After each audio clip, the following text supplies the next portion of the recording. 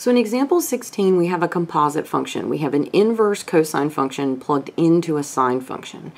So when we evaluate composite functions, we work from the inside out, and that's exactly what we're going to do here. So we're going to ignore the sine for a minute, and we're just going to look at arc cosine.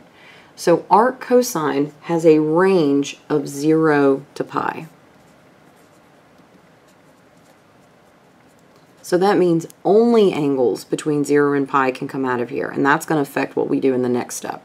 So if you're drawing this, right, 0 to pi is only quadrants 1 and 2. So if arc cosine is being taken of a negative number, right, that means if I have arc cosine of negative 2/3 equals theta, that tells me if I take cosine of that same angle theta, I should get negative 2/3. So if I look at these two quadrants, cosine is positive here, but negative here. So I'm going to draw a reference triangle in the second quadrant. And so we're going to call that our angle theta, because theta is always with respect to the x-axis. Since cosine is adjacent over hypotenuse, well then adjacent over hypotenuse. So now I need to solve for my missing value y. So I'll use the Pythagorean theorem, and I'll say negative 2 squared plus y squared equals 3 squared. Y squared equals 9 minus 4, which is 5. And when I take the square root, I technically get plus or minus 5, or plus or minus the square root of 5. But in this quadrant, y is positive. So this value is positive square root of 5. Now I want to make one more note about this. Notice how this fraction was typed. The negative sign is in the middle. Okay, so it's just telling you the whole thing's negative. So that means this could have been negative 2 divided by positive 3, or positive 2 divided by negative 3. However, when I label my triangle, the hypotenuse is never negative. So I had to put the negative sign with the 2 because the legs of the triangle are what are allowed to be positive because they correspond to coordinate points. So now if I want to find sine of theta, I just read my triangle.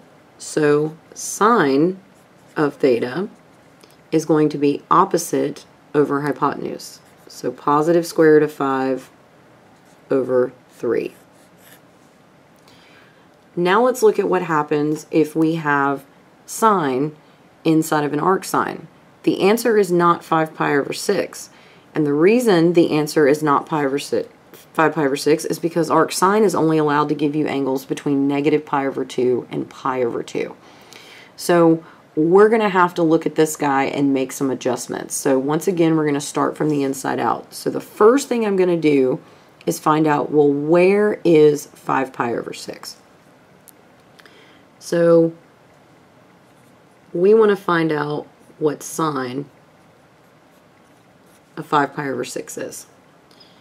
So on my coordinate plane, because remember sine can be in any for the 4 coordinates, 5 pi over 6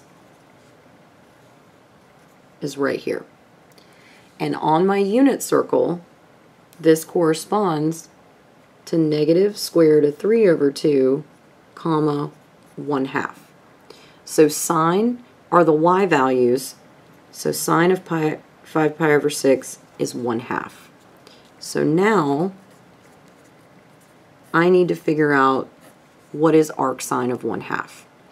So the range of arcsine is negative pi over 2 to pi over 2. So that is quadrants 1 and 4. So there's negative pi over 2, and there's pi over 2. So just like we did in the previous problem, right, when I say arcsine of 1/2 is some angle theta, that means sine of that angle is positive 1/2. And since sine are the y values, sine is positive up here. So there's theta. If sine of that angle is 1/2, that's opposite over hypotenuse. So now I need to find the missing side. So 1 squared plus x squared equals 2 squared. x squared equals 4 minus 1, which is 3. So x is the square root of 3.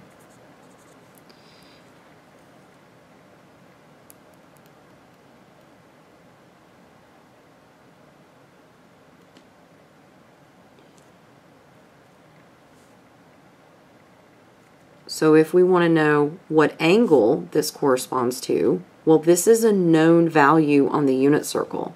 So I need to know what angle on my unit circle has a y-coordinate of 1/2, and we know the x-coordinate, we don't need it, was square root of 3 over 2 because that's how the angles pair up. So if you know your unit circle, you can find it, and in the first quadrant, sine is 1/2 at pi over 6.